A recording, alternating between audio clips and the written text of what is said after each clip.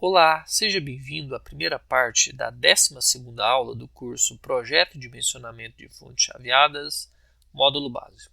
Nesta aula, eu mostrarei a vocês um passo a passo de como escolher esta chave, a qual pertence ao conversor CCCC Flyback, que faz parte aí da nossa segunda fonte chaveada. Vamos então ao passo a passo. Quando eu vou escolher o MOSFET, eu sempre utilizo, primeiramente, estes três parâmetros: a tensão máxima sobre a chave, a corrente máxima que fluirá pela chave e a corrente eficaz que fluirá pela chave. Tudo isso, a chave que será utilizada no nosso circuito. Então, o que eu fiz?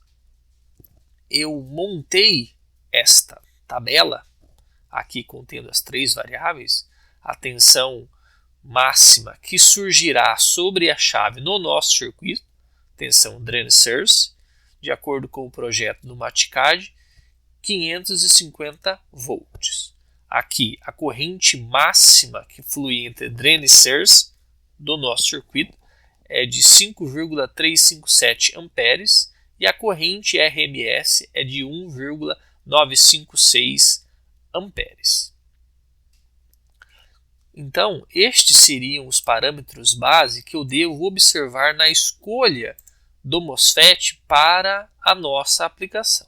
No entanto, eu recomendo que a gente sempre considere uma tolerância para que a gente não trabalhe aí nos limites do componente. Então, eu sugeri aqui nesta coluna uma tolerância, uma folga de 20% nestas variáveis aqui. Então, aplicando cerca de 20% sobre este valor, nós teríamos então que selecionar um MOSFET cuja tensão drain source seja de 650 volts, uma corrente máxima de perto de 6,5 amperes e uma corrente RMS de 2,4 amperes. Então é baseado nestes parâmetros que eu farei a escolha do meu MOSFET, mas com ressalva, e você vai entender essa ressalva a seguir. Então vamos para um site que eu julgo bem adequado para garimparmos alguns possíveis candidatos. Aqui nós temos o site da Mouser. Ela é uma empresa americana, mas fornece componentes aqui para o Brasil também. Digitarei aqui MOSFET. Ela retornou aqui 21.835 MOSFETs disponíveis. Eu vou fazer um filtro, porque aqui nós temos MOSFETs de vários valores de tensão e de corrente. Vamos fazer uma pré-seleção aqui. Vou vir neste campo aqui, ó, VDS, ou seja, a tensão entre drain e source.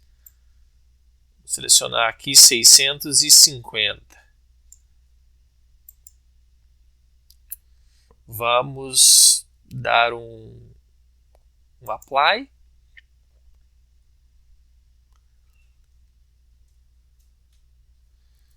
Perceba que existem 1074 MOSFETs que nos atendem com relação à tensão drain source de 650 volts. Mas nós precisamos fazer aqui uma seleção com relação à corrente elétrica também. Olhando lá na tabela, a corrente RMS, que é a corrente D, tem que ser igual ou superior a 2,4 amperes.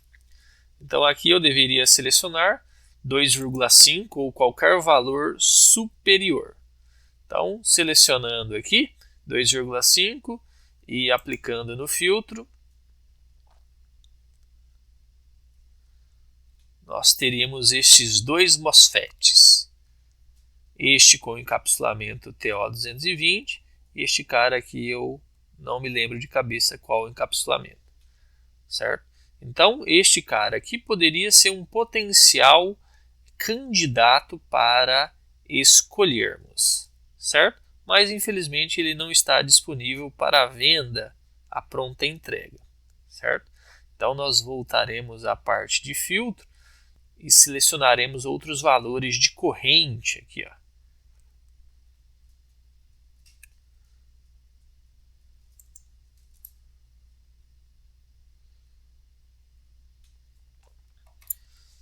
Então, a gente poderia selecionar aqui, ó, um de 4 amperes e aplicar. Agora eu tenho vários MOSFETs para utilização. Este TO220 é interessante. Nós temos esse carinha aqui. Ele tem a pronta entrega. Temos outro aqui, TO220, também com estoque. Preço 1,63 dólares, certo? Então, nós temos vários possíveis candidatos e eu preciso selecionar esses vários possíveis candidatos, né? Qual será o melhor? Qual que combinará um bom custo e uma boa eficiência? Então, o projetista ele deve, a partir das especificações definidas por ele, recorrer a um site onde ele possa pesquisar por alguns componentes e também que ele tenha condições de comprar deste site. A Mouser é um site muito bom, no entanto o frete para o Brasil é 35 dólares, né? Então eu acabo que consulto este site muitas vezes, mas para comprar eu recorro aqui ao site da LCSC, onde o frete ele é bem mais acessível, em torno aí de 12 dólares componentes originais, mas com frete mais acessível. Então eu fiz da mesma forma com que eu fiz aqui no site da Mouser, eu procurei por MOSFETs neste site, utilizei os filtros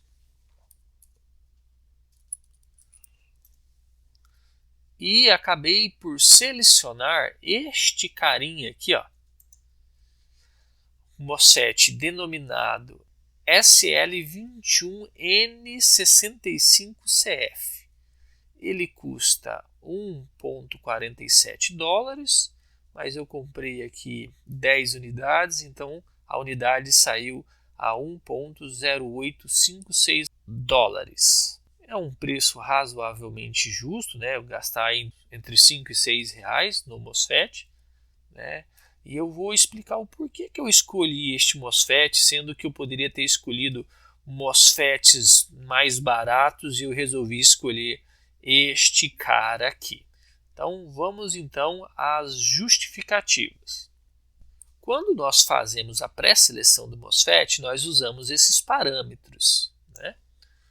E utilizando esses parâmetros, nós fazemos a pré-seleção de possíveis candidatos.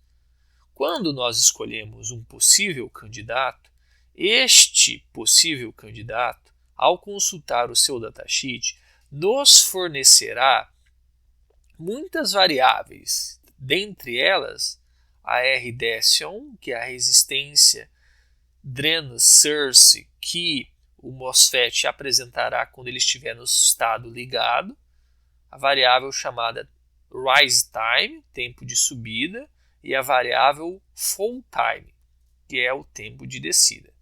Estas variáveis rise time e fall time eu dedicarei no futuro um vídeo só para falar sobre ela de forma teórica, mas também de forma prática com um osciloscópio.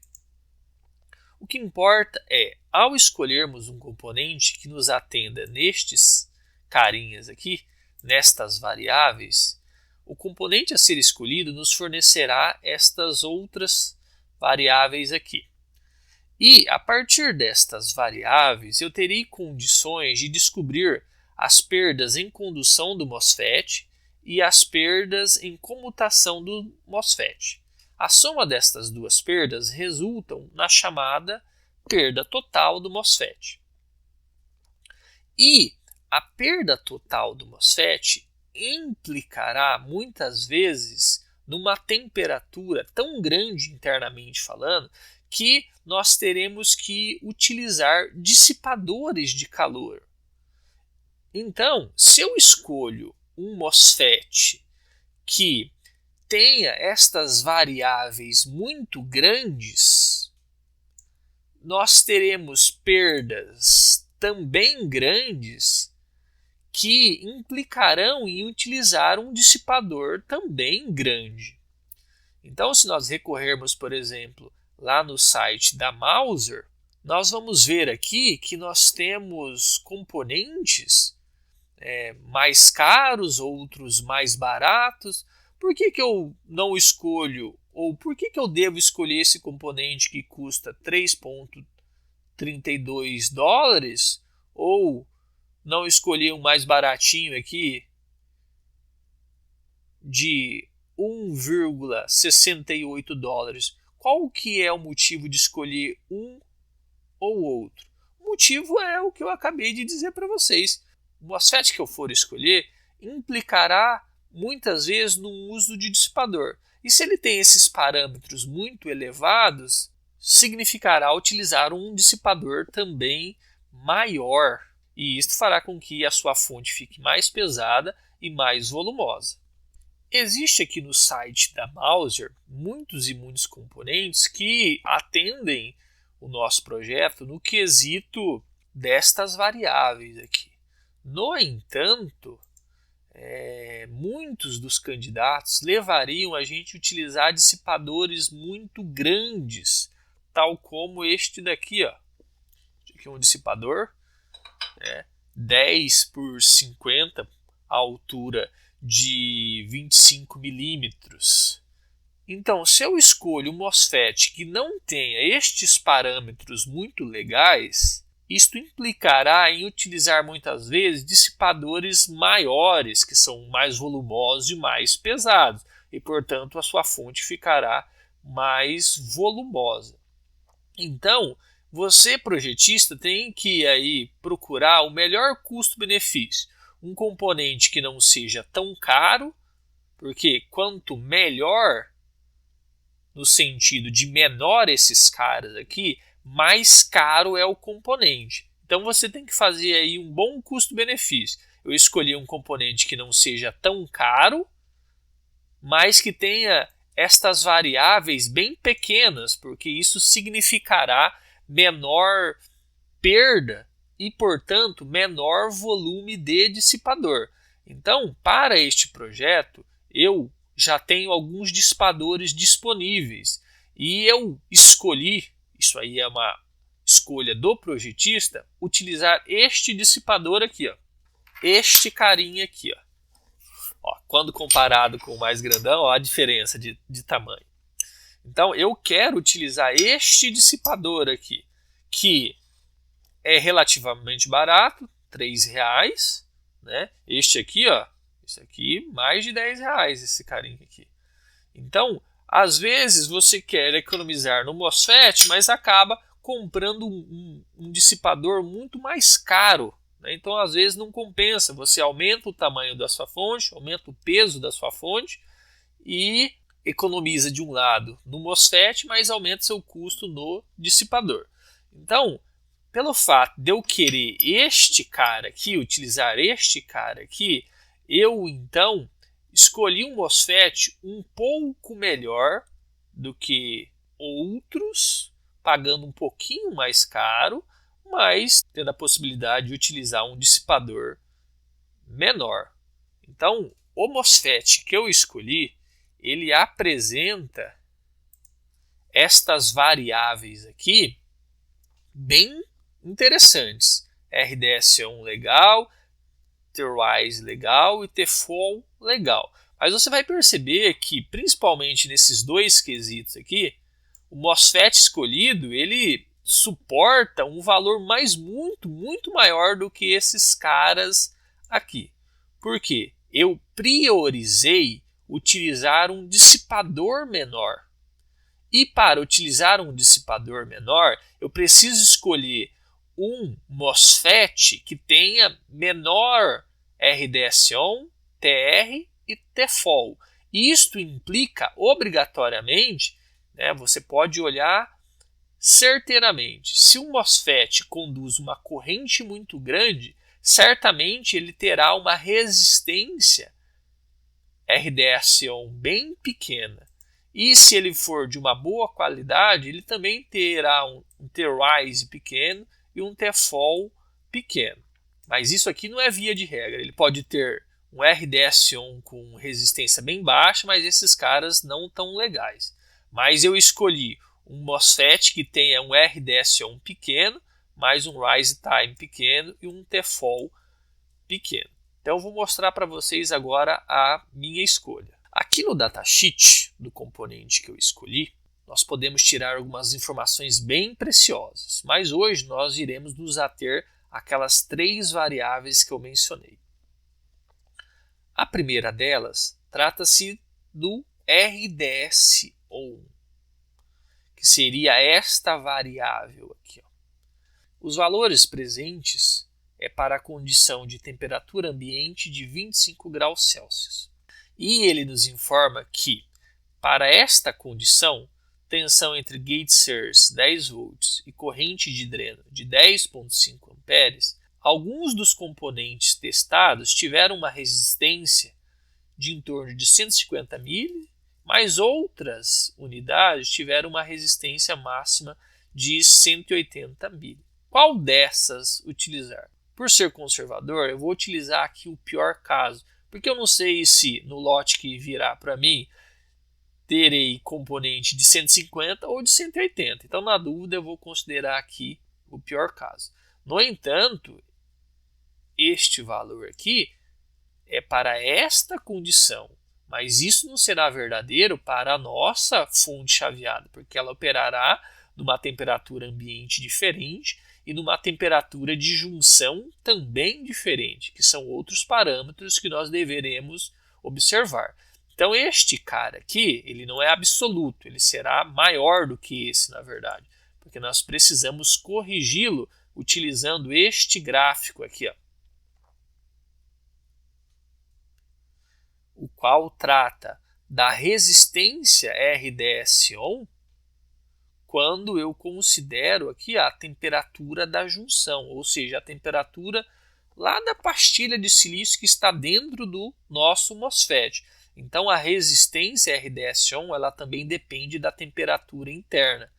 Então aquele valor ali ele é apenas um indicativo, mas para esta condição de teste, quando nós formos olhar as condições de teste do nosso circuito, nós deveremos corrigir a resistência a partir deste gráfico, certo? Olhamos aqui também os 2 itens que eu também citei, que é o Rise Time e o Fall Time, que são bem pequenos, e isso levará aí uma perda bem reduzida, bem pequena mesmo. Eu tomei nota desses valores, deste cara aqui e desses caras aqui, e levei eles lá para a planilha do MATCAD. Aqui na planilha do MATCAD, na seção L, que trata aí da escolha do componente e também dos cálculos de perdas e de dissipador, eu registrei aqueles 180 miliohms aqui. Eu fiz a correção que eu vou trazer para vocês daqui a pouquinho, que está aqui. A resistência efetiva do nosso MOSFET na nossa aplicação será aí de 350 miliohms. E também registrei aí o Rise Time e o Fall Time, que está aqui. Como que eu cheguei neste carinha aqui? Como eu disse, aqueles parâmetros lá do datasheet, muitos deles são testados para uma temperatura ambiente aí de 25 graus, que não condiz com a maioria das aplicações aí do mundo real. Por exemplo, aqui no Brasil, pelo fato de termos temperaturas bem elevadas, isso acaba não sendo praticado. Então, o que eu fiz? Lá no datasheet, nós temos esta variável aqui, TJ, ou seja, temperatura da junção. Essa temperatura da junção diz que o MOSFET ele consegue operar com uma temperatura interna menor do que 150 graus sem se queimar. Se passar deste valor de 150 graus, ele queima. Então, você não quer que seu MOSFET queime. Então, você, projetista, quer evitar ao máximo que a temperatura da junção chegue naquele patamar. Então, eu peguei este valor e registrei ele na minha planilha, tal como você verá agora. Olha ele aqui, ó, 150 graus Celsius. Só não coloquei a unidade porque ele estava dando conflito aí de unidades. Então, registrei essa variável. Mas como eu disse, você não quer que ele chegue neste patamar, né? Você vai setar um valor abaixo deste patamar. Comumente, a temperatura abaixo deste valor é cerca entre 70% e 80% deste valor. E é por isso que eu criei esta variável aqui, ó, a temperatura da junção estabelecida pelo projetista. Eu citei aqui ela de aproximadamente 80% daquele valor. Repito, utilize aí entre 0,7 e 0,8, que seria uma boa faixa de operação. O porquê tão longe?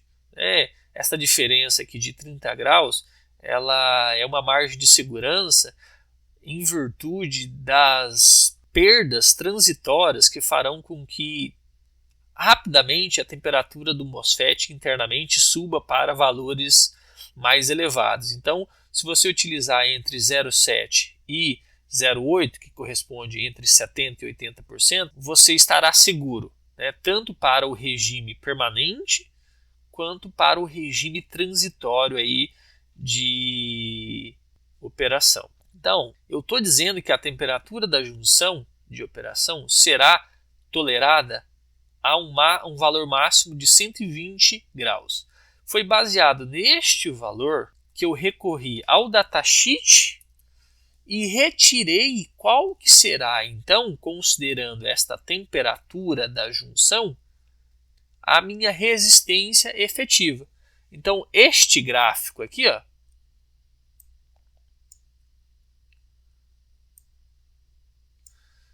o centro aqui seria o 120, projetando até ele interceptar essa reta, nós teríamos algo mais ou menos aqui, e lá no nosso eixo Y, nós teríamos aí alguma coisa entre 3 e 4, 3 e 3, alguma coisa assim.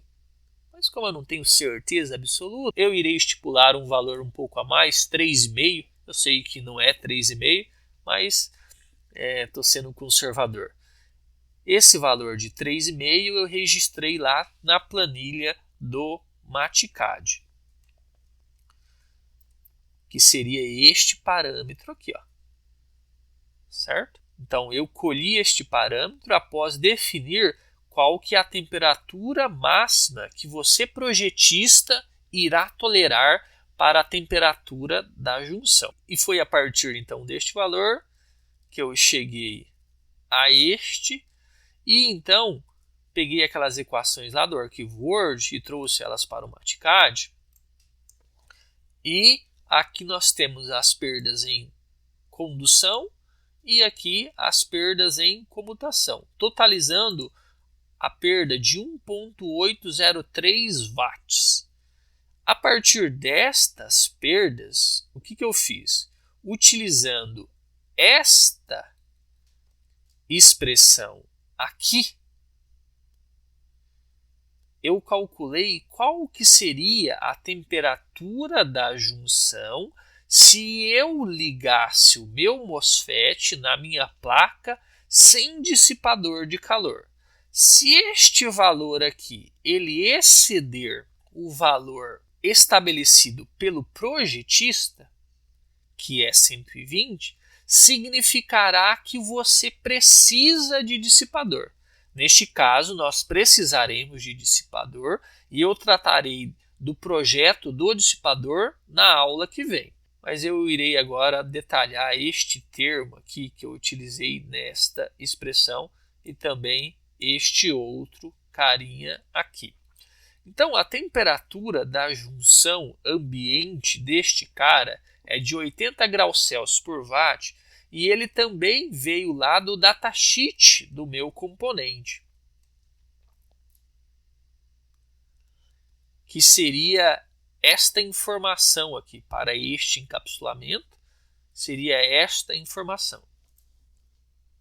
O que seria esta resistência térmica? É a resistência que o calor que está lá na pastilha de silício, lá dentro do componente, enxerga como oposição para ele sair para o meio ambiente.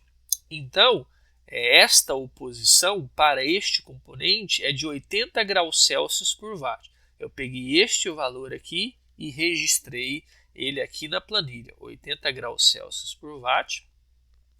E a temperatura ambiente de operação, ela significa, obviamente, a temperatura interna, por exemplo, da onde a sua fonte chaveada estará. Então, se ela está dentro de uma caixa de metal ou de plástico, qual que é a temperatura interna de dentro da caixa, aonde a sua fonte estará?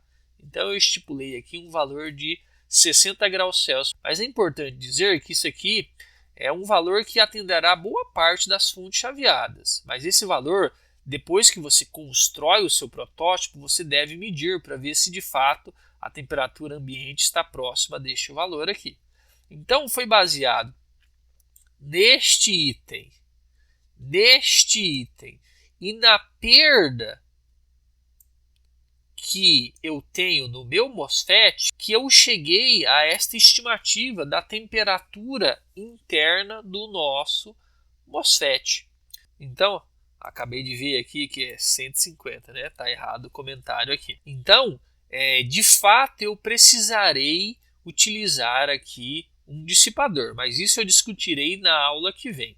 Aqui eu só queria mostrar para vocês o que eu utilizei de racional para escolher o nosso MOSFET. Fazendo o resumo, sempre que você for escolher o MOSFET, você tem que inicialmente utilizar estes 3 parâmetros. Olhar a tensão máxima que estará sobre o seu MOSFET no seu circuito, a corrente máxima que circulará pelo MOSFET no seu circuito e a corrente RMS que circulará pelo MOSFET no seu circuito. Uma vez que você sabe estes valores, você acrescenta aí uma folga entre 20% e 50% comumente, e a partir destes valores você faz uma pesquisa de possíveis candidatos.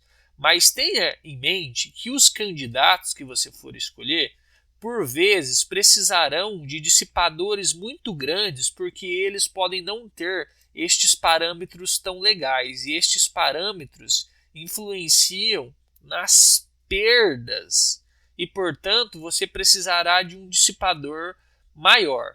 Então, comumente, se você for pegar um carinha bem próximo a estes valores, você terá um MOSFET com essas características não tão boas.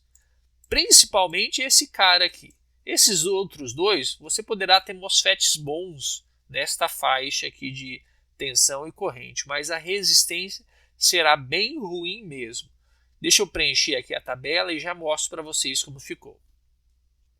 Perceba aqui que grande diferença com relação às correntes elétricas, né? O cara que eu escolhi suporta correntes muito mais elevadas. Mas por que eu escolhi um cara que suporta correntes tão mais elevadas? Porque, na verdade, eu estava mirando num RDS-on pequeno para reduzir as perdas e, com isso, não precisar de dissipadores tão volumosos. Então, se você quer um RDS-on pequeno, via de regra, você terá componentes que são capazes de conduzir correntes mais elevadas.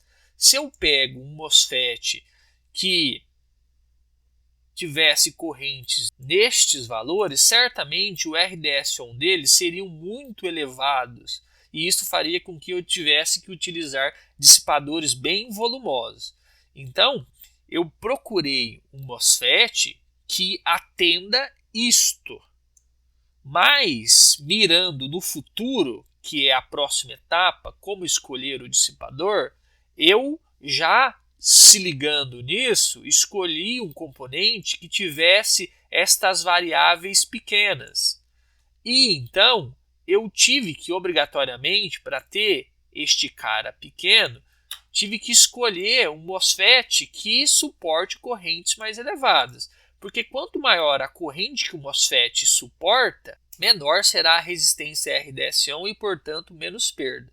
Então, você sempre deve fazer a escolha do MOSFET de modo casado, ou seja, você tem que atender isso, mas tenha em mente que estes parâmetros aqui que virão automaticamente após a escolha do componente, eles irão influenciar nas perdas. Então, se você escolhe um componente bem nessa faixa, certamente você precisaria de um dissipador muito grande. Então, sabendo disso, eu escolhi um MOSFET melhor no quesito RDS(on) e também com boas características de rise time e fall time para o nosso projeto. Então, escolha um MOSFET olhando isto. Mas tenha em mente que se o MOSFET que você escolheu olhando estas variáveis produzem estas outras variáveis com valores muito grandes, a potência dissipada será muito grande e o dissipador muito grande.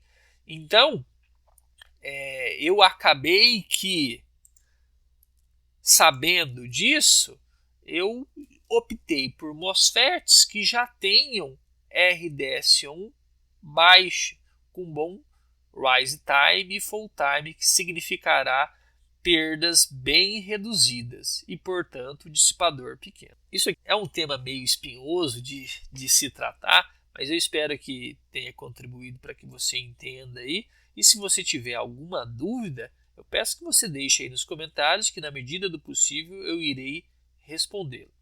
Abração, fique com Deus.